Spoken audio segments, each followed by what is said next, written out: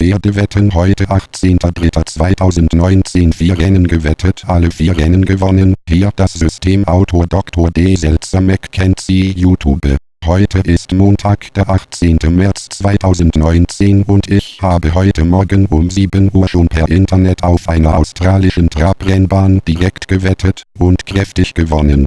Das hat mich animiert, heute um die Mittagszeit nochmals hier in das örtliche Wettbüro zu gehen, um dort französische Rennen zu wetten. Ich habe insgesamt 4 Pferderennen, 9 in Compiègne und Caen, also in Frankreich, gewettet und in allen 4 Rennen gewonnen und den richtigen Sieger vorausbestimmen können. Ich möchte hier aber trotzdem mit dem letzten von mir gewetteten Rennen um 14:20 Uhr in Compiègne erklären und darlegen, wie einfach es ist, auch bei schlechter Datenlage trotzdem noch den Sieger zu tippen. An dem Rennen sind 11 Pferde beteiligt gewesen und die letzten 4 Pferde von den insgesamt 11 Pferden waren Qualifikanten, für die es überhaupt keine Daten gab. Trotzdem wurde das Pferd 9 als Favorit in den Vorquoten und überall gehandelt. Da hab ich natürlich Bauchschmerzen bekommen und wusste nicht, was ich tun sollte, habe mich aber entschieden, trotzdem auf 2 Pferde eine Siegwette zu machen, und zwar auf das Pferd Nummer 6 Hochab und auch das Pferd Nummer 2 Lius.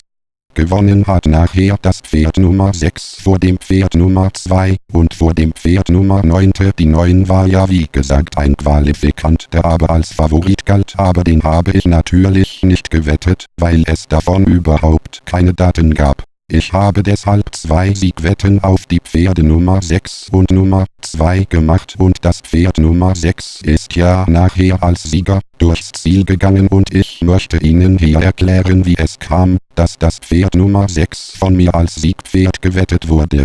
Die Forecast für Pferd Nummer 6 lag nur im Mittelfeld mit 110, aber die Daten haben es entschieden. Das Pferd Nummer 6 hatte eigentlich auch eine schlechte Siegesbilanz, und zwar hat es im letzten Rennen den 15. Platz, davor den 2. Platz und wieder davor den 19. Platz erreicht und hatte eine Durchschnittszeit von 1,5670, was letztendlich in Meter umgerechnet eine Zeit von 0,614 auf 1 Meter gelegen hat. Und das war meines Erachtens eine Zeit, die die anderen Pferde nicht erreichen konnten oder bisher nicht erreicht haben. Deshalb habe ich neben dem Pferd 2 dieses Pferd 6 als Siegpferd gewettet, und es kam noch hinzu, dass ich auf einer Rennbahn in Deauville den Inhaber Rovisse mal gesprochen habe, und der erklärte mir damals, dass er seine Pferde auch auf Meterbasis trainieren lässt. Was heißt das Meterbasis? Da habe ich schon sehr gute Erfahrungen in dem Jahre 1960 persönlich gemacht. Ich hatte damals mit dem damaligen Sportler Armin Harry trainiert und wir haben auch überwiegend damals mit einer einfachen Stoppuhr auf Meterbasis gearbeitet. Armin Harry wollte unbedingt in den bevorstehenden Olympischen Spielen in Rom 1960 Olympiasieger werden, und da die Konkurrenz aus den USA sehr stark war, mussten hier irgendwie auch neue Methoden her, und er hatte sich damals auf die Meterbasis entschieden. Und das hat ja auch was genützt. Er ist dann im Sommer 1960 in Rom tatsächlich mit einer Superzeit von 2010 Olympiasieger im 100-Meter-Lauf geworden. Und Pferde sind ja auch nur Lebewesen, und man kann davon ausgehen, dass Pferde es genauso machen wie Menschen, wenn sie nur ordentlich trainiert werden, und das hat dieser französische Besitzer mit seinen Pferden sicherlich auch gemacht, denn grundsätzlich war sein Pferd nicht unbedingt ein Favorit, aber es hatte doch gewonnen. Die Quote war allerdings nicht so hoch, nämlich sie lag nur bei 10, aber das kann natürlich daran gelegen haben, dass hier nur 11 Pferderennen am Start waren. Und in der Verhältnismäßigkeit zwischen der Meter Messung und ich sage 1 Meter Messung hat das wunderbar geklappt. Die Durchschnittszeit des Pferdes Bayern 0,61444 auf 1 Meter, und da konnte man davon ausgehen, dass das Pferd möglicherweise die anderen 9 Pferde schlägt, obwohl für die Qualifikanten überhaupt keine Daten vorhanden waren. Ich habe es im Übrigen selber mitgemessen, das Rennen lief über 2400 Meter, zur Halbzeit also bei 1012 Meter wurde die Zeit erreicht von 1,2841, also 1 Minute und 28,8 2,41 Sekunden und die Endzeit bei 2400 Meter war eben 2 Minuten und 59,78 Sekunden. Rechnet man die Durchschnittszeiten dieses Pferdes hoch, ist es auf diesem Rennen, welches es gewonnen hat, eigentlich relativ langsam gewesen, aber man muss dazu natürlich sagen, in Frankreich hat es auch noch Regenwetter gegeben und die Bahn war eben nass. Ich will Ihnen hiermit nur verdeutlichen, mit welchen Methoden man das vorher berechnen kann, auch wenn letztendlich nicht immer genau das wird dann durch als erster durchs Ziel geht, aber es funktioniert und die Quote war auch ganz interessant mit 11. Ich hatte ja noch auf das zweite Siegpferd gewettet, die Nummer 2, hätte ich da eine Zweierwette gemacht zwischen diesen beiden Pferden, hätte ich natürlich noch wesentlich mehr Geld verdient. Aber dazu war mit das Rennen infolge der 5 am Start stehenden Qualifikanten, für die es keine Daten gab, dann doch zu unsicher. Zuvor hatte ich ja noch insgesamt 3 weitere Rennen gewettet und zwar ebenfalls in Compiègne das Rennen um 13:45 Uhr und das habe ich genauso gewonnen, indem ich die Berechnungen des Siegpferdes unter der Distanz von 500 Meter mit 37,54 Sekunden, mit 1000 Meter mit 1038 Minuten bis Distanz 1000 Meter und die 1600 Meter mit 1,4622 Minuten zugrunde gelegt habe und das hat auch ebenfalls bei etwas Regenwetter geklappt. Die Quote war hier leider auch nicht so hoch für das Siegpferd, sie hat dem Forecast 58 und später waren es dann 62.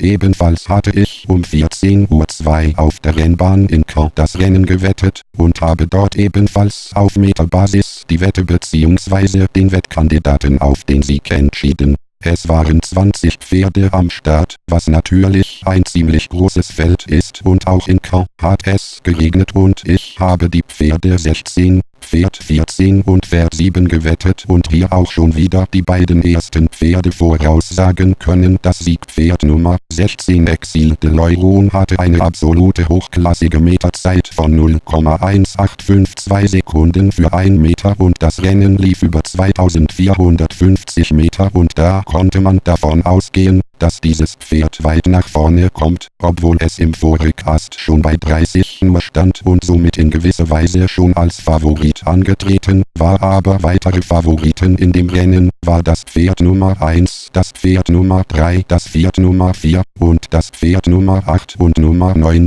Aber es ist denn so gewesen, das Pferd Nummer 4 habe ich nicht gewettet, weil es 1 Meter Berechnung von 0,26882 hatte und das ist auch so gekommen, das favorisierte Pferd war eben nicht unter den ersten 3, obwohl es als absoluter Favorit galt. Man kann das ja auch auf die Distanz von 2450 m umrechnen und das Pferd hatte somit eine 100 Meter Zeit von 62,97 Sekunden und das war mir eigentlich zu langsam.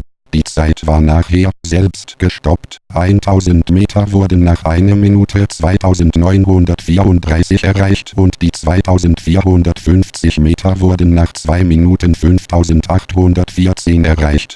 Für das Siegpferd Nummer 16 war das auch eigentlich ein schlechtes Rennen, aber es ist eben einfach auf das Regenwetter zurückzuführen. Jedenfalls ist es so gewesen, als erstes ging die Nummer 16 durchs Ziel, als zweites wäre die Nummer 14 und als drittes wäre die Nummer 20 und beide Pferde Nummer 16 und Nummer 14 hatte ich gewettet und für das Pferd Nummer 16 eine Quote von 39 bekommen. Ebenfalls habe ich in Caen das Rennen um 13:25 Uhr gewettet, annehmen Rennbahn, 17 Pferde am Start und ich habe mich aufgrund der Datenlage auf die Pferde Nummer 5 Pferd Nummer 17 entschieden, weil alle 3 Pferde sehr gute Durchgangszeiten bisher hingelegt haben und es war so, Klammer auf selbst gestoppt, Klammer zu, nach 500 Meter wurde die Zeit von 33,68 erreicht, nach 1000 Meter eine Zeit von 1 Minute 18,28, nach 1500 m eine Zeit von 1 Minute 5568 und nach 2200 m die Zeit von 2 Minuten 3624.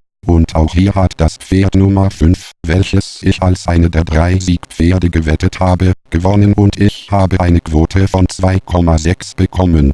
Das ist natürlich nicht so viel, aber es hat die Einsätze. Ich habe ja 2 Siegpferde gewettet, wieder hereingeholt und sogar noch ein Gewinn obendrauf. Aber dazu muss man natürlich auch sagen, das Pferd 5 hatte deshalb eine sehr niedrige Quote, weil es schon vorher von allen Werten als Favorit gehandelt wurde und sogar nur eine Vorrückast von 3 hatte. So war also der heutige Renntag hier im Wettbüro 4 Rennen gesetzt und alle 4 Rennen gewonnen. Das ist meines Erachtens ein außerordentlicher Erfolg, zumal es in einem Rennen so gut wie überhaupt keine Daten für eine Anzahl von Pferden gab. Ich bin dann nach 4 Rennen, die ich gewettet und gewonnen habe, nach Hause gegangen, denn man soll auch nicht übertreiben. Der liebe Gott lässt die Bäume nicht in den Himmel wachsen und ich habe die Erfahrung schon immer beim Roulette gemacht. Wenn man ein gewisses Limit oder Soll herein gewonnen hat, sollte man aufhören und nicht übertreiben.